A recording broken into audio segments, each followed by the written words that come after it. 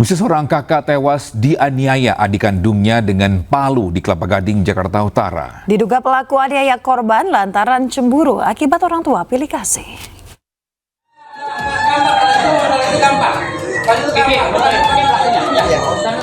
Pelaku yang masih di bawah umur diamankan warga setelah menghabisi nyawa kakaknya di rumahnya di Jalan Puskesmas, Kelapa Gading Timur, Kelapa Gading, Jakarta Utara pada Selasa sore.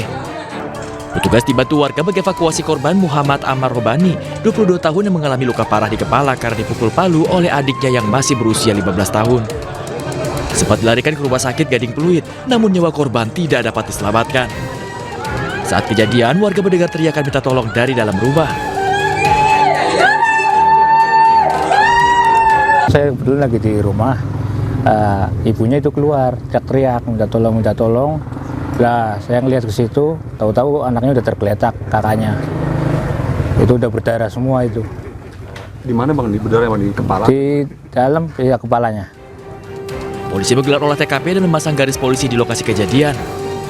Polisi masih menyelidiki motif penganiayaan, namun dugaan sementara pelaku tega aniaya kakaknya karena cemburu orang tua pilih kasih. Sekarang masih dalam proses pendidikan, sedang dalam proses masa. Korban perempuan atau ya dua-duanya? Jenis kelamin laki-laki ya. Siap. Masih di bawah. Yang mananya? Anak masih di bawah. Yang korbannya itu pelakunya izin? Pelaku. Korban dibawa ke rumah sakit Polri untuk dilakukan otopsi, sementara pelaku dibawa ke unit perlindungan perempuan dan anak Polres Jakarta Utara untuk diperiksa lebih lanjut. Dari Jakarta, Sofyan Firdaus, iNews melaporkan. Pemirsa, ibu kandung Nizam Lisnawati laporkan mantan suaminya Anwar Satibi dan ibu tiri Nizam TR. Ya, Lisnawati bahkan mengungkap kerap mendapatkan kekerasan saat mengandung Nizam.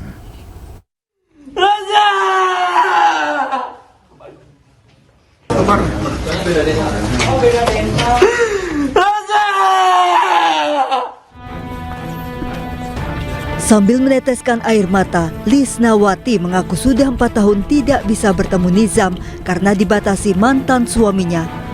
Hingga ia baru bisa bertemu saat Nizam, anak kandungnya, sudah tak bernyawa.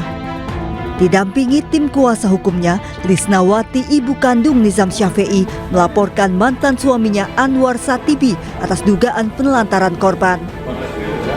Ia juga mengaku selama menjalani rumah tangga dengan mantan suaminya mendapatkan perlakuan KDRT bahkan selama mengandung Nizam. Sering dipukul, sering dijambak gitu.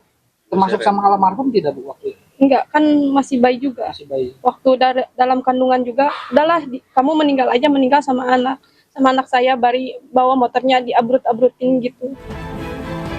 Kuasa hukum Lisnawati menyebut Lisnawati kerap mendapat tekanan mental hingga trauma.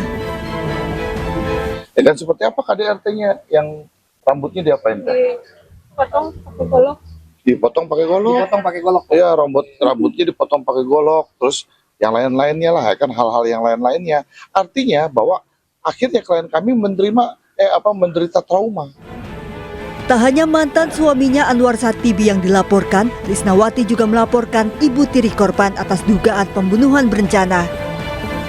Ahli psikologi forensik Reza Indragiri mengingatkan polisi, jika unsur terpenuhi, jangan segan menerapkan pasal pembunuhan berencana. Ingin mendapatkan harta? Ingin menguasai cinta dari suami?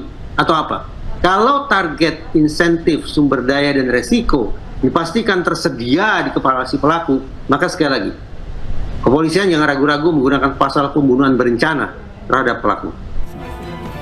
Hingga kini polisi belum menetapkan tersangka meski status kasus sudah naik tahap penyidikan. Dari Sukabumi, Jawa Barat, Budi Setiawan, iNews melaporkan.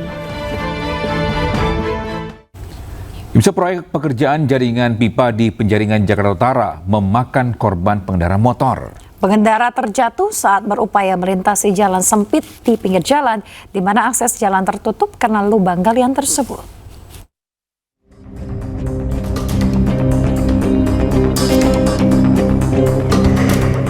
Rekaman kamera pengawas memperlihatkan seorang pedagang roti bersepeda motor yang terjatuh ke kubangan galian saat berupaya melintasi jalan sempit di pinggiran proyek galian di Jalan Sukarela, Penjaringan, Jakarta Utara.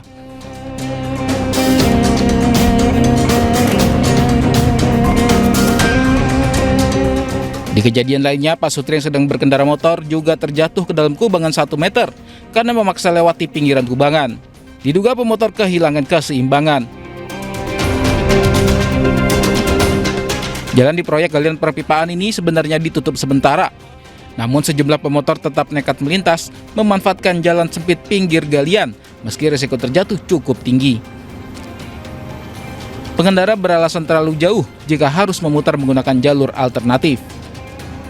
Ruang tempat orang mau lewat motor itu sempit, nggak bisa, orang kasih agak longgaran lah jalan dikit buat warga.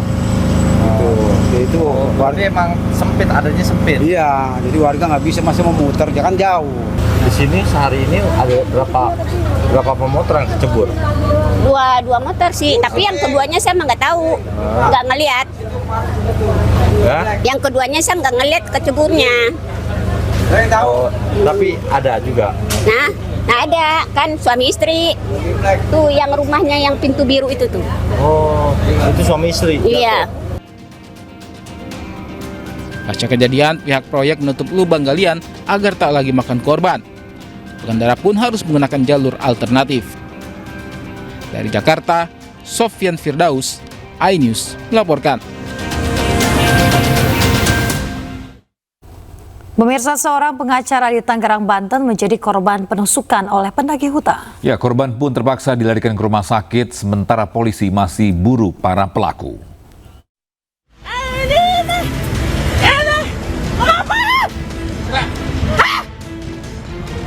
Terserah. Ini kolektor. Perampok. Viral di media sosial saat adu mulut terjadi antara debitur dengan kelompok penagih hutang di Tangerang, Banten. Tak hanya merampas paksa kendaraan, kelompok penagih hutang ini juga menusuk korbannya hingga terpaksa dilarikan ke rumah sakit. Polisi, tolong. Ini suami saya ditusuk. Usai kejadian, istri korban dengan ditemani kuasa hukumnya mendatangi Mapolres Tangerang Selatan guna membuat laporan. Gloriana yang juga istri korban mengatakan jika saat ini suaminya masih menjalani perawatan di rumah sakit akibat luka tusuk yang dideritanya. Saya ngobrol sama siapa, tiba-tiba ya nggak ada 3 orang itu duduk di teras kami. Itu aja. Cekcoknya di depan perumahan. Di teras pelataran rumah. Iya, duduk kok di meja itu, kan ada meja dan kursi. Mereka udah duduk di situ duluan. Ini memang menjadi perhatian kita untuk tetap kita ungkap agar menjadi terang benderang untuk kasus yang sedang kami tangani ini. Sementara aksi meresahkan penagih hutang di wilayah hukum Polres Tangerang Selatan memang kerap kali terjadi dan selalu menimbulkan korban jiwa. Aparat penegak hukum pun diminta tegas dalam bertindak. Dari Tangerang, Banten, Nunung Purnomo, iNews melaporkan.